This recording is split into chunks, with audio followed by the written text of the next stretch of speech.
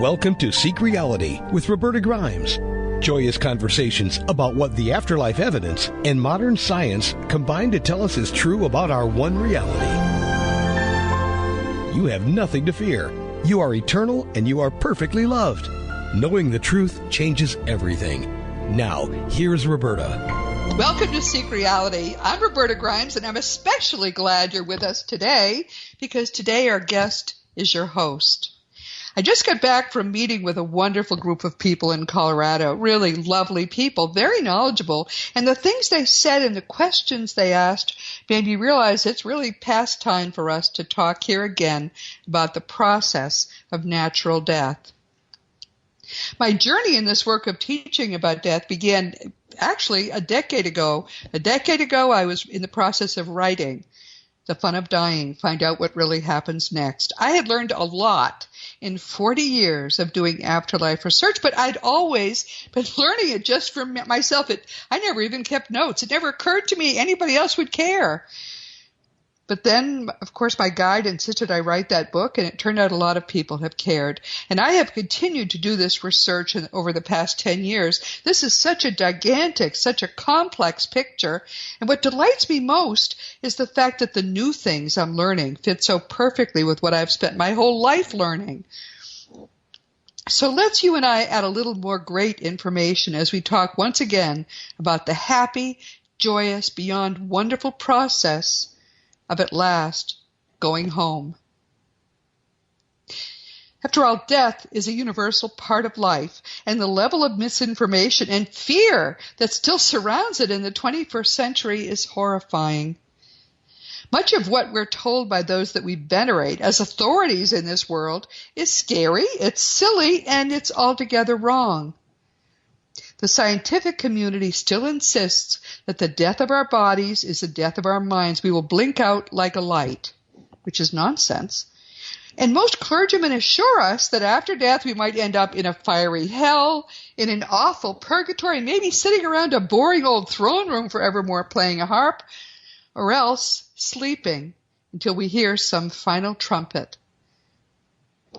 All of that's wrong. And when the information about what actually happens in after death is so abundant, and there's no excuse really for all this depressing misinformation and plain nonsense, when all of that's true, we had better talk about what really happens.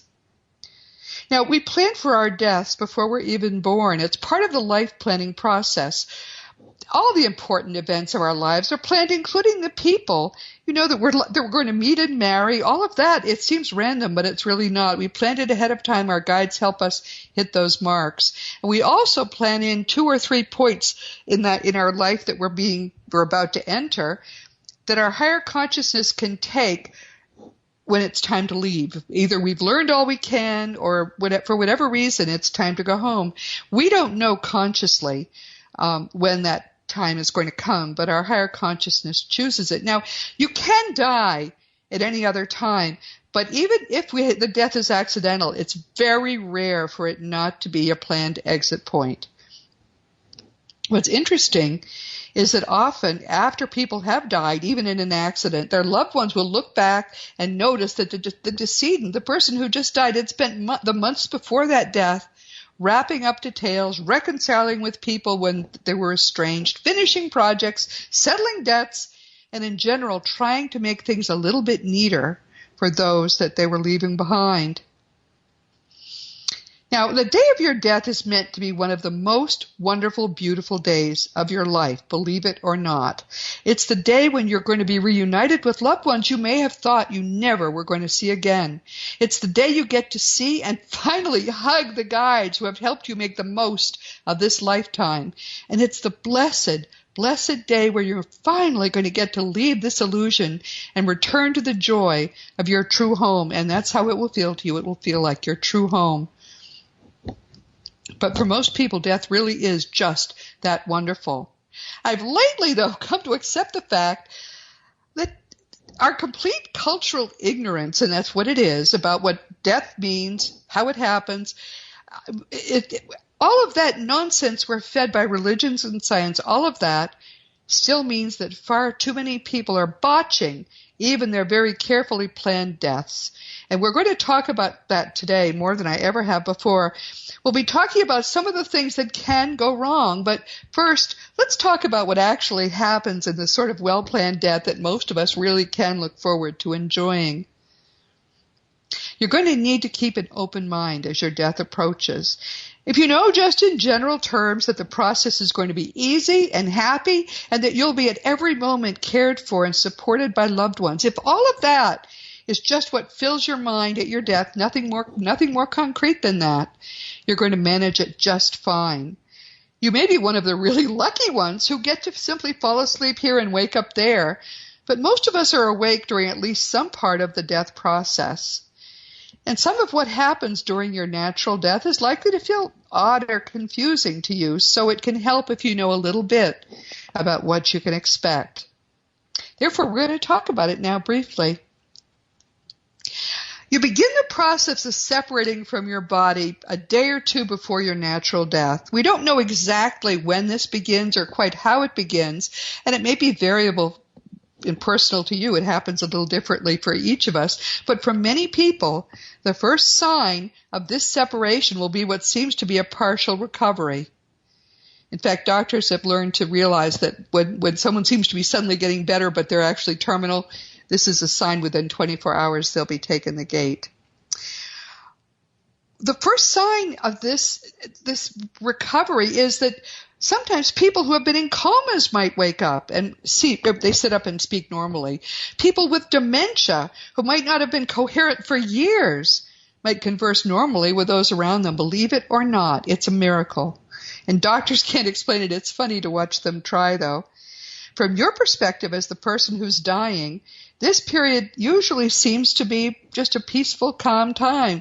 Both pain and fear are usually pretty much altogether gone, even if what you have should be painful. And you really start to feel kind of matter-of-fact about your dying now. It feels okay to you. The cause of all these changes is apparently the start of the separation of your energy body, which is your mind, or what we used to call your soul, from the physical body that's about to die. It seems in particular that the first thing that happens is a separation of your awareness from your damaged brain. That's why suddenly you're normal again. This happens virtually always when people are awake and they start to die. If they've had a damaged brain, it doesn't matter. Their mind is free now.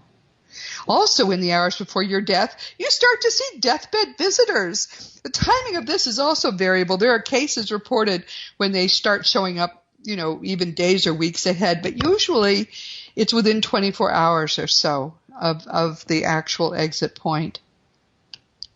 One or two of these people that we used to think were dead, you generally will appear in the upper corners of the room.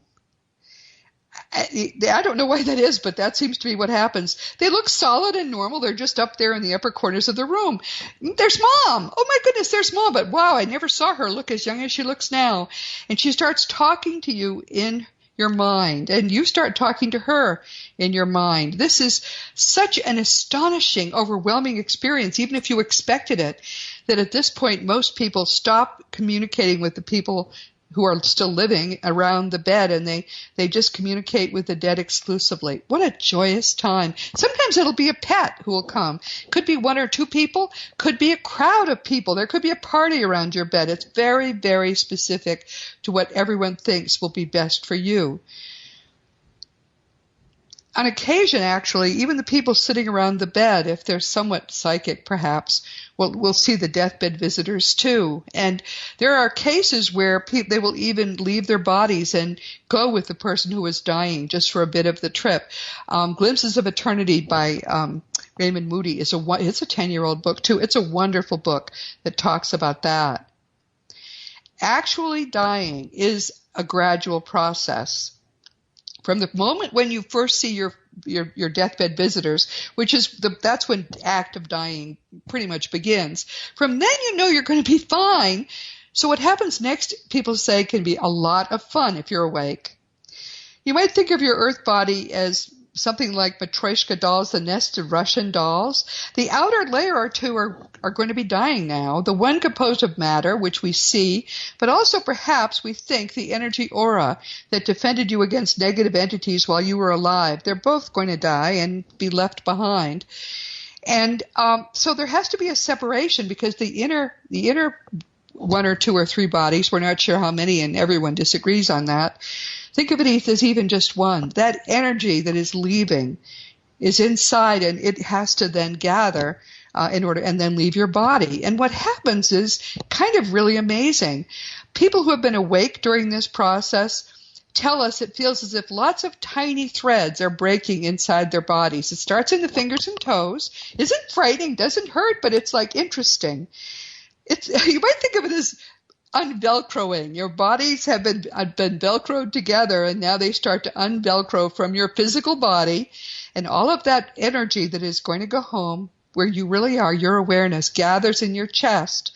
It leaves through the chest wall or through the top of the head, and some people can see it. It rises in the air above your body. It looks like a gray mist. But then it seems to disappear. It goes up a little bit and then disappears. The reason is, as soon as it's free of your body, the vibration, the energy of it rises rapidly, and it goes higher. It vibrates higher than people who are in bodies are able to see. What it's doing is rising and then forming into a body, which sometimes then will lie in the air parallel and looking down at the body that you've left. Sometimes you'll sit in a lotus position, but you are a solid body without any weight at all above your physical body, and you're attached to your physical body still by a kind of umbilical cord. It's called the glowing cord, the silver cord in the Bible, and that's what we tend to call it too. It's visible, but just barely, and it used to be very tough, but now it's very, very fragile. You're hugging the people that came for you. They're trying to distract you so that you'll never be able to even notice the people who are upset around the bed because they know you are dying now. When the silver cord breaks, and it will very soon, within minutes usually, that's the moment of death. Your silver cord has kept your physical body alive.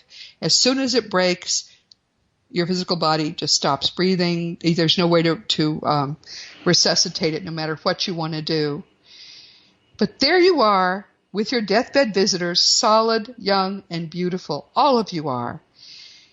And they will then try to get you as rapidly as possible to leave your body and to get out of that room. But you don't really want to leave. You're having a heck of a time.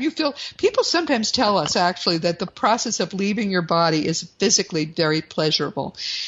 And I mean, just think about it. You were lying there in a boat anchor, that dying body, and suddenly you have no weight. You're free as a bird, and you're more alive than you can ever remember being. So you're having fun. And then you notice people around your bed who are upset, and the last thing you want to do is leave them. But you have to leave them. One of the easiest ways to get stuck out of time and have to be rescued, maybe centuries later, is for you to be distracted by people around your bed. They can't see you. There's no way you could communicate with them. So there's nothing you can do for them until after you have gone home, after which time, there are a lot of ways you can communicate with them then, and a lot of people who will help you. So follow whatever you do. If you think of nothing else I have ever said to you when you're dying, Roberta said, go with your deathbed visitors. Get away from that bed right away. You must follow your deathbed visitors right now. And that's all you really have to be sure of doing, and you will go. It's really an effortless process. There is no tunnel. There is no light. That seems to be a rescue device when people have a near-death experience. It sort of hoovers them through the lowest negative aspect of the astral plane into the mid-levels, which are full of light, which is why it looks like there's a light at the end of the tunnel. But that doesn't exist in a natural death. A near-death experience can become a death, but it doesn't happen and we're talking now about your planned death. It doesn't happen. Instead, it feels as if you and your mom and your dog from when you were 8 are entering a kind of gray area. You think you're rising and moving, but mainly you're pretty much in the same place. The room behind you, if you look back, you'll realize it's getting vague and vapory, and then it disappears. And in front of you, the mist is clearing, and you are in the most gorgeous place you've ever been in your life. We enter at nearly everybody seems to enter at the lowest aspect of the Summerland, and that is absolutely gorgeous.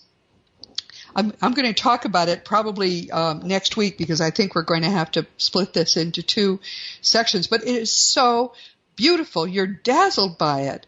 And it's full of love. Love is the light around you, an intense white light which casts no shadow.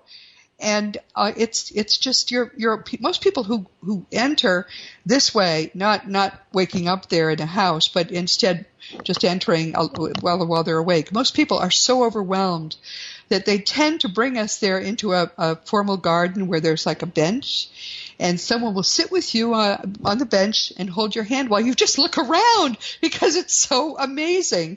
As I say, we'll talk about some of just what is so amazing about it. It's the joy of it is endless. What's beautiful about this is that you're always supported by love. And then when you get there, the air is love, the light is love. Well, when we're here, we feel as if we're sort of a negative energy all the time compared to what it's like when we get home. The easiest way to think about dying, really, is to just think of your mind as a TV set. If around you in the room there are hundreds of channels, and your mind could pick up any one of those channels if it were a TV set, right? And just tune into any channel, and there would be a solid reality at that channel. The same is true with going home. Now, some people have asked me, why do I even need deathbed visitors? Why don't I know what I'm supposed to do? The answer is a simple one. You come into this lifetime with a limited mind. We leave most of our vast eternal mind behind. Mikey Morgan, the young reporter who is a 6th level being and just died recently from a planned lifetime here, so he could talk to us. He tells us you sort of put most of your mind in a suitcase and you pack it away there, so you can come here with a mind that is just stripped down for learning, just the way it's stripped to go to a physical gym. So you strip down to a limited mind to go to a spiritual gym, which is a life on earth. When you go back, though, that's one of the things you will reunite with. But meanwhile, you are as clueless when you leave your body about what is going on as you were when you left your mother's body at birth. That is how little you know. And it's as surprising and astonishing as it was to you then to suddenly be out in the light, and maybe not a great experience that made your eyes sting and all that. But that's why you need those deathbed visitors, because they are there to do what the doctor did when you left your mother's body, and sort of, catch you out as you come out of the body that you're dying, that you're leaving behind, catch you and hug you, and then gently convey you to the beautiful next world, which is just a channel or 2 above the one you're on now. The Summerland, which is the 3 to 5, but we'll talk about this too, but the 3 to 5, levels 3 through 5 of the afterlife levels. The Summerland is where most, nearly all family reunions happen. And most of them happen on level 3, because everybody has to be able to be there, and almost everybody has advanced enough to be able to stay comfortable at level 3. We can't go above the level to which our spiritual development suits us, but we can easily stay at level 3. My family has a gigantic farm. My grandfather was a Danish farmer, a farm beside the ocean, which is just what he would have wanted.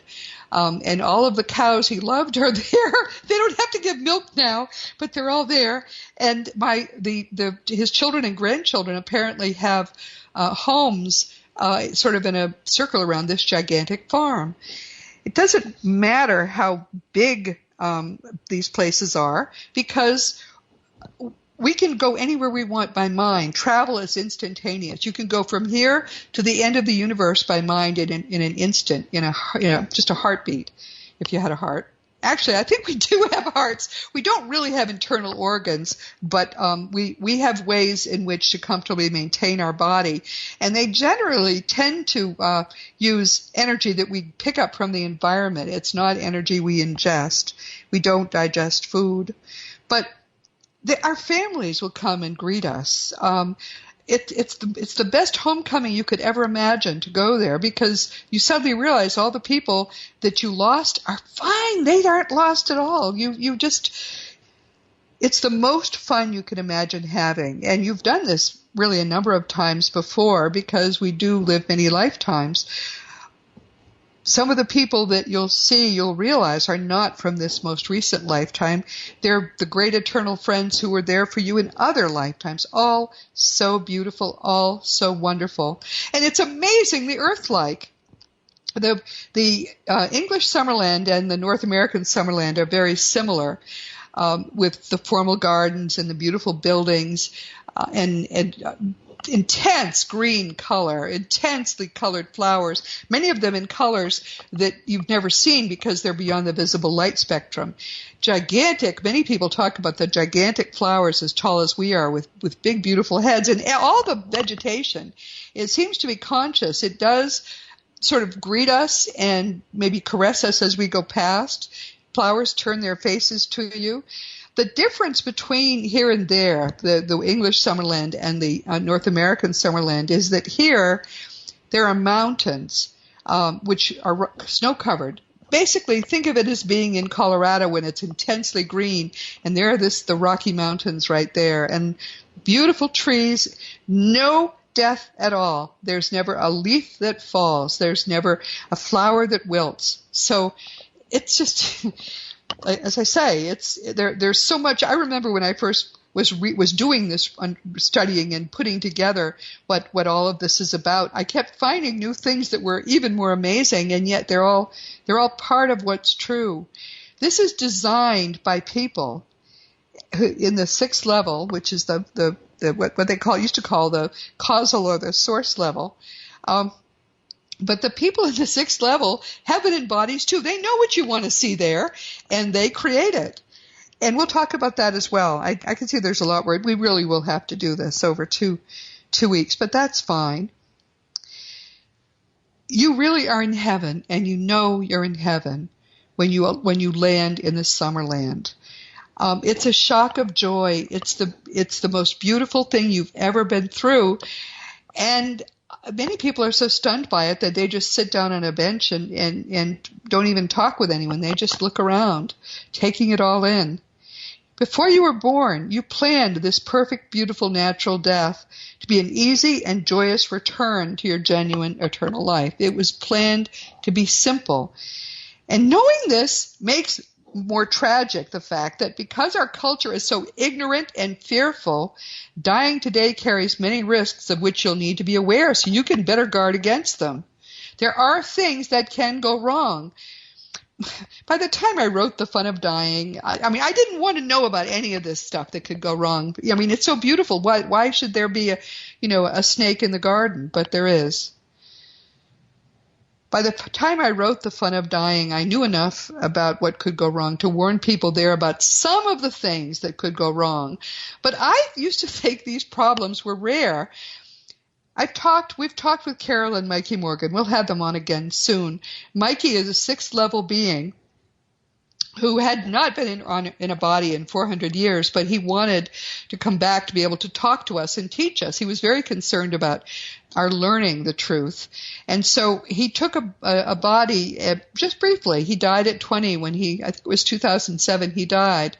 And he's been teaching us ever since. He teaches us at afterlifeforums.com. There's an S on forum there. If you'd like to go, you can easily find his thread there. And whenever I go back, there's pages of questions he's answered through his mother. And I've never seen him make a mistake. So I tend to think of him as the expert. I go to him if I have questions. But anyway, one of the questions they recently asked him on Afterlife Forums was this. They asked him, how many people, what percentage of people who die go off track, at all? He said it's close to 25% of the newly dead. He said some of them are not off track for long. Some of them go off track for eons. Now, where else can you meet Mikey? I should just add this briefly. He wrote a book called Flying High in Spirit, a young snowboarder's account of his ride through heaven. You can find it on Amazon. And I think it is the very best book about dying and what happens right after death. It's by someone who actually experienced it. Word for word, it's his book and his story, and I hear from people who just love the book. I helped him write it, which is why I would hear about it from people, but definitely do read, if you haven't read it, Flying High in Spirit, a young snowboarder's account of his ride through heaven. He does snowboard there, by the way, and he says that snowboarding there is great because the snow isn't cold, and you can fall and you don't get hurt. And he said, therefore, he can do all kinds of things on a snowboard he couldn't do before. He died in the Colorado mountains. That's why he was a snowboarder. He was going to college there. But anyway, he said now he's better than Shaun White. Now, I'm not sure who Shaun White is, but apparently he's one heck of a snowboarder. But he is also a very advanced being. He's near the level of the source. And when he says 25% or close to it of the people who die go off track for a time, that is a serious problem. That was when I realized I had to start talking about it, and I had to learn all the many things that can go wrong so I'd be able to share them with you. So let's talk about that now. And I have to tell you something. I've come to think of, as I've studied what can go wrong, I thought it was a horrible bug. I thought we could get past it, but it may be a feature. It may be a feature, because when people go off track, that's an opportunity for all of us to learn to reach out to them, to help them make their transition. And we can then powerfully raise our own consciousness vibrations just in giving them that help. And of course, that's the whole point of our ever even entering Earth lives at all. I've actually had the experience of rescuing someone. You can do it through the Monroe Institute, and there are others who make a specialty of rescuing people who have gone off track. And it's an amazing experience, which I should also probably talk about. Oh, my dear, this may be at least two meetings, but that's okay. The evidence of what actually is going on in the world, in reality. That's why I call this podcast Seek Reality, because that's what we all should be doing. And this is all part of one reality. It's not here and there. It's all here. It's all around us. The dead are right where we are, just at a higher vibration. And the evidence of what's going on is so abundant and so consistent that we can now say with certainty that everything that Christians believe about death and the afterlife is wrong. Every bit of it. There's no hell. There's no purgatory. There's the outer darkness where there can be wailing and gnashing of teeth, which Jesus talked about. But we are the only ones who put ourselves there. There's no hell. There's no purgatory. There's no sleeping until the final trumpet. There's nothing like that. There is just this beautiful arrival home, which I've just begun to talk to you about. But alas, for Westerners, people raised in Christianity, the errors of the religion cast a very long shadow, especially when it comes to our dying. A number of the things that can go wrong will do so because of Christianity's false teachings. So if you're a practicing Christian, or from any Western religion, if you're practicing a religion, I think it's important that you listen up and hear all the things that can go wrong and make people go off track, because you have raised your vibration. Remember, we talked about suddenly they couldn't see the mist anymore because it had raised its vibration so rapidly. If you are distracted in any way, you can lower your vibration to the point where you won't be seeing your visitors anymore. You won't have any idea what's going on, and then you're stuck outside of time. That's a lot of what can go wrong. So let's talk about some of those things that really can go wrong. One of them is terror, religious terror, frank terror. Many hospice workers will tell us that the people who are most fearful at death are the most ardent Christians. You know, these church ladies, people who have lived a wonderful life, they're afraid it still wasn't good enough. You know, they're going to go to hell. There are some versions of Christianity which actually teach that that's a risk no matter how good you've been. And the hospice workers say it's so ingrained in these people that it's terrible to have to try to comfort them through it. Now, what's horrible about that is that if you're really fearful, then you're not going to go at all. I mean, if you find yourself out of your body, maybe it's better if you just stay here, because I'm not in hell now, and if I actually do whatever they're telling me I should do, go with them, who knows what'll happen. Having been taught to fear the normal death process also is a problem, and this is something which 100 years ago was a special problem, because all this news was starting to come out about deathbed visitors and all the things that can happen at death. And there were Christian ministers who taught their flocks that if you see your mom, or you think you see your dad or your pet or whatever, what you're seeing are demons who are masquerading as mom, dad, or the pet. Don't go with them. They will take you to hell. So these people would shrink from their deathbed visitors, and every one of them who did that would end up earthbound, stuck out of time, and have to be rescued. Imagine that. Talk about a horror that their preachers did this to them. There's a problem, too, if you're too certain about what happens after that. That's why I'm saying, just remember, Roberta said it was going to be fine and I should go with my deathbed visitors. That's all you need to remember. Because if you're too certain about what comes after death, there are actually thought-formed places to which you will detour following your death. The most commonly described ones are clouds, and which might or might not have St. Peter's gates right there, or a little village with a steepled church and ladies running back and forth to church socials. These they're darkish, they're repetitive, nothing happens there, they're the most boring thing you could possibly imagine. But still, you went there, you didn't go with the people who came to bring you home, and you didn't end up in the beautiful Summerland gardens. You've got to be rescued. There's a variation of this which is even worse. If you believe you are evil enough to go straight to hell, you will put yourself there. There is, in fact, a hollow hell. You put yourself there. You think you're in the real hell. You start to scream for help, so you're going to get rescued right away. People will come and get you, and you will trust them and follow them because you don't want to be in hell. But still, you don't want to have that kind of a horrible detour. There's no reason for it. You are not evil. Nobody goes to hell because there is no hell. So if you can get that out of your mind, you'll be much better off. One problem, too, is you might be certain that death is extinction. People who expect to experience nothing at death, and really mean that strongly, will experience nothing at death. What they do is enter a gray fog of their own creation, and they wander in it sometimes for eons. Again, they need to be rescued, but because they're too ignorant to even know that rescuing is necessary, they wander sometimes for a very long time. Another thing that can happen is that you can be begged by loved ones not to die.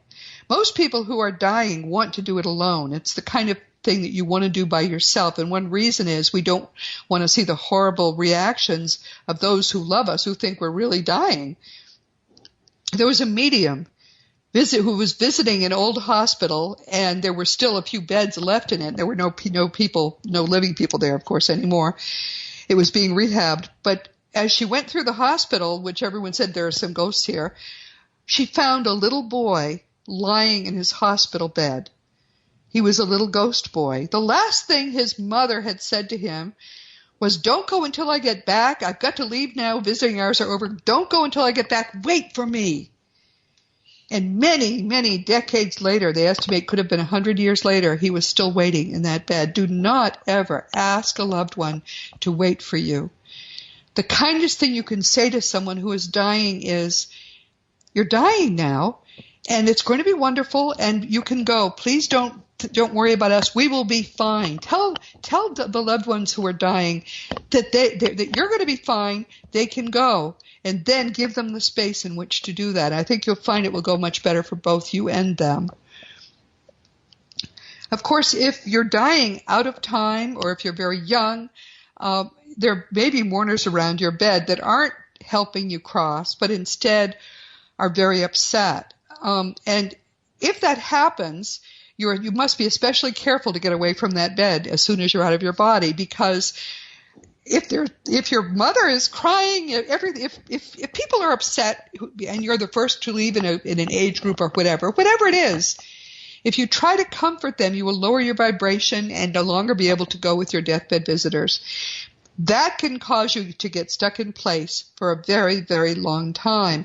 There are ghost stories of because people died at home hundreds of years ago, and I lived for many years I lived in Plymouth, Massachusetts, and there are a lot of ghosts in those old houses, and in some cases they'll go right through the wall. But they'll do the same thing over and over. A woman will go to the hearth where what used to be the hearth where she cooked, and then she'll go back through the wall where there used to be a door, but there's no door now. It looks to her as if no time has passed, and it looks to her as if this is one long afternoon, but she may have died 300 years ago. You do not want to be that woman. You do not want to even think about it. So be sure, allow your loved ones to leave. And if you are the one leaving, do not allow yourself to be distracted by people, no matter how upset they are at your death.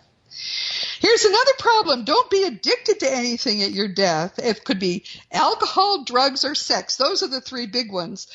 Or even something else. If you're addicted to anything, it's very likely that you're going to see this as an opportunity to finally indulge in your cravings. And many people decide not to transition. If they're drunk, they will hang around bar rooms, and they will literally possess the bodies of people who are sufficiently drunk themselves that they've tattered their aura. Same thing in an alleyway. But you know what? You have no body, and you can't experience what the person who's drunk is experiencing. So it's all for naught, and yet you're stuck there. You're going to have to be rescued. Sex may be the worst. There are actual descriptions of piles of naked people trying to have sex with one another, and of course unable to do it. Again, don't be addicted to anything. Or if you are addicted, just be aware. If you don't have a body, it doesn't do you any good to stay behind. Another way many people can get off track is to be killed in battle. They're in the thick of it. They're running across a battlefield and a bullet kills their body. But they keep running. During both the First and Second World Wars, there were mediums who were selected and specially used by those who were trying to rescue all these soldiers who they had no idea they were dead. They thought they were still fighting. And they would get their attention and take them to the mediums who would convince them to go with their loved ones who were there waiting for them. But of course, the young dead soldiers couldn't see them. And that was a lively business for a while and is still to some extent, helping the people who have died in battle to know they're dead. And it really doesn't make sense to stay here. Go with, who do you see around you? Your mother? Okay, go with your mother and she'll take you home. Even worse is execution. Don't even consider the possibility that executing criminals makes sense. Here is what happens. If you execute a criminal, now this is already a person of very low spiritual development or they wouldn't have done anything that was worthy of execution. But when you execute that person at the height of all his worst emotions or hers, anger, rage, fear, everything, you free a very negative entity to roam the earth and cause trouble. This is worse than pouring arsenic into the river, into the drinking water. Never, never support capital punishment. If you keep people in prison until they naturally die, then they can be at least rehabilitated where they're going. But most of the people who are executed apparently become earthbound, sometimes for a long time, and they can cause a great deal of trouble. One problem is just preferring to be here rather than there. This happened to my mother. She was dying. They told me there was no hope she could survive. She was already 86 or something, and that was okay. Mom, go ahead. She went into a coma. When she came out of it, she told me that her parents had been there, and she had told them she wasn't ready to leave. They had left. She actually refused her deathbed visitors, and she lived for another several years. And finally, they had to take her in her sleep. Apparently, never was she willing to leave, but it was not a good idea because she lost all her activities of daily living. She was literally almost a vegetable and very senile. The only person that she still recognized was my sister who cared for her. Don't do that. If you see your deathbed visitors and they tell you that it's time to go, it's so much more fun to be there than here. Just go with them. Of course, with the world steeped in such ignorance that almost a quarter of those who die are going to go off track. Imagine that. It's imperative that everyone on earth become informed about the whole death process. And learning the truth yourself and teaching it to those you love is literally the most important work you can do. You are going to save people so much pain. And actually, avoiding going off track is easy. I'm going to give you 4 steps that if you will follow these carefully, you will never go off track at death, and teach them, and nobody ever will that you know and love. First, raise your personal consciousness vibration. We talk about that fairly often. The higher your vibration is, the more loving and less fearful you are, the easier your death process will be. It'll be joyous. And of course, following the teachings of Jesus turns out to be the easiest way to make rapid spiritual progress. My book, The Fun of Growing Forever, summarizes his method. But if you simply literally follow the teachings of Jesus and emphasize forgiveness, which makes loving even much more easy and possible, if you do that, you'll be just fine. The second thing that you really should do is learn the truth about death. It's a very specific, narrow process, a natural death is. And when you understand what the steps are, which is what we're talking about today and we'll talk about next week, when you understand how it goes, it's easy to die. It's easy to go forward from here. So, because it won't be scary. In fact, quite literally, what we discovered is that when people really get what happens at death and learn that it's impossible to die, you lose all your other fears as well. It makes your life so much happier. So learning what happens at death is really important. And then third is, I keep saying, ignore the living people around your bed till after you've gone home. You can come back and help them afterwards, but you can't do anything for them until you have completed your death transition. Then the fourth thing that's important to do is just trust and follow those deathbed visitors. Trust them. They are not demons. That really is your mom. That really is your childhood pet. For me, it's going to be my horse. Whoever else comes for me, my guide Thomas has told me that yes, my request to go home on riding my horse has been granted, and I will be able to do that. So it's going to be fun. But make it fun. If there are people you want to have come, ask if they will come. Just think about this as a natural part of your life and a wonderful part of your life, and then trust and follow those deathbed visitors. It'll be a quick trip, hard to say, a quick trip and an easy trip if you just relax, trust, love, and let it happen. If you and I will work to spread the truth, then the tragedy of people going off track at death will soon be no more than a very distant memory. And that's a good thing, because what awaits us at death is far more wonderful than anything you can possibly imagine. It's playtime. We're going to begin now to talk about our eternal home, but we're going to be talking really much more about it next week. First, let's get rid of some old beliefs. Every set of religious beliefs, and this includes atheism, has the afterlife all wrong, every one of them. There is one universal afterlife. It's not religious at all, and everybody goes to the same one. So you can stop worrying about whether you guessed wrong when you were trying to choose between being Catholic and being Baptist. They all go to the same place. That's an old joke, actually. There are these two closed doors, and St. Peter's showing people around heaven, and people are saying, well, what's behind those closed doors? And St. Peter says, shh, those are the Catholics, those are the Baptists, and each of them thinks that they're the only ones here, and nobody else is there. So that's not true. That's wonderfully not true. You don't have to have any religion at all in your life. The best thing to do is follow the teachings of Jesus, but even that is up to you. They'll bring you back, and they'll try to teach you to use whatever you've learned to improve yourself emotionally. It's wonderful. It's universal. And then here's the second thing. Every set of religious beliefs, including atheism, has God wrong. God is mind. God is never material. God is all that actually objectively exists, and our minds are all part of that one mind, which is the one eternal God. That Christian God, fortunately, does not exist.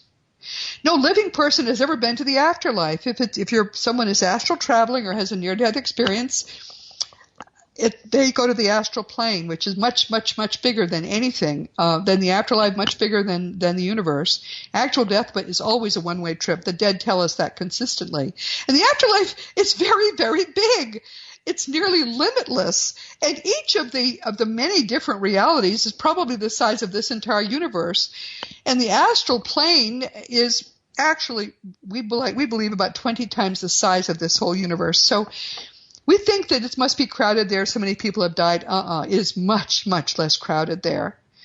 The matter in the afterlife is different from the matter in this universe. It doesn't have any particles in it.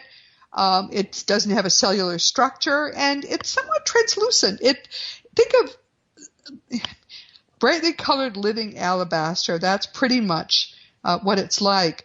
Our bodies there are young and beautiful. Most of us prefer to look as we did in our most recent lifetime at the prime of life, but that's, of course, up to us. Since we recognize one another by our personal energy signatures, it really doesn't matter how we look. People will know who you are. Our sensory abilities are much stronger. Our mind sight is nearly 360 degrees, and it's perfect even at vast distances, and our hearing is similarly strengthened. We communicate by mind almost exclusively, and that's something we'll talk more about next week.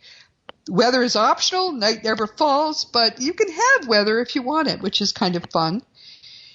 And there are infinite gradations, but 7 overall levels. We'll talk about them too. And the Summerland is so Earth-like that some who die in their sleep, like my mother did, have trouble believing they've died. Isn't that a lovely thought? They might wake up in what feels like their very same house from the Earth, because, of course, the people they love have created it there for them. And they have to bring these people, this has been described to us, bring them to the front door and open it and say, all right, do you see your neighborhood out here? And, of course, there's nothing but beauty there. There's not their neighborhood. And finally they realize, yes, they have died, which is wonderful. The Summerland is also culturally specific. We'll talk about that next week. The buildings, for example, if you were to die in China on a trip and you ended up in their Summerland, you'd find pagodas. If you were to die in India, it would look like India. All you have to do, by the way, if this happens, is just call for help, and your loved ones will come, and they will take you home. The most important thing to know about the afterlife is that love is all there is there. We think in terms of love as just something that's random or temporary, but love there is a brilliant white light that casts no shadow. Love there is the water we drink, although we don't have to drink it, we just walk through it and we get the energy. It's the air we breathe, it's everything. It's nothing but love. And I guess we've come to the end of our time, so we're going to have some wonderful things to talk about next week. We're going to talk there much more specifically just about what it's like after we die. And fortunately, I know even much more than I did back when I wrote The Fun of Dying, so I will have a lot to share with you. And we'll return to our regularly scheduled programming with our new guest in 2 weeks. Of course, as you know, my nonfiction books are Liberating Jesus, My Thomas, The Fun of Dying, The Fun of Staying in Touch, The Fun of Growing Forever, The Fun of Living Together. And in February of 2020, we now have a pub date. It will be The Fun of Loving Jesus, Embracing the Christianity that Jesus taught. For very young children, there's The Fun of Meeting Jesus, and early next year we'll have The Fun of Growing with Jesus. Those are beautiful picture books, not religious, but they are about the teachings of Jesus and what the dead tell us. And The Fun of Growing with Jesus includes the death of a pet, which is one thing many people have asked me about for children. You can order all these books through bookstores or on Amazon.com, and the adult books are also available as audiobooks. If you want to contact me, if you want to talk about anything at all or any of my books, you can always contact me through the contact block on robertagrimes.com, and I do answer every email. It can take me a few days, but I get to them all. It's my pleasure and joy to be able to help you. Past episodes of Seek Reality are available on webtalkradio.net, realrevolutionradio.com, iTunes, iHeart, and a number of other stations, including those in the wonderful, beautiful Dream Vision 7 radio family. And there's a Seek Reality app for free in the iTunes store so that you can people tell me, all you have to do is have the app and you automatically will get each new podcast. And if you ever wonder where you can hear me right now, just go to robertagrimes.com and click on the radio tab. If you enjoy these weekly conversations, check out my blog on robertagrimes.com. There's a new blog entry published every week, and what's fun is that many people there, I think, are really growing. I'm enjoying and loving interacting with the people in the comments section. Meanwhile, this has been Seek Reality with Roberta Grimes. Please enjoy and make the most of this coming week in our One Reality, knowing that you, in particular, you, are a powerful, eternal being, and you, most of all, are infinitely loved. You've been listening to Seek Reality with Roberta Grimes. Roberta blogs and answers questions at robertagrimes.com. Join us every week as we explore what the afterlife evidence and modern science combine to tell us is true about the one reality we all share. Knowing the truth changes everything.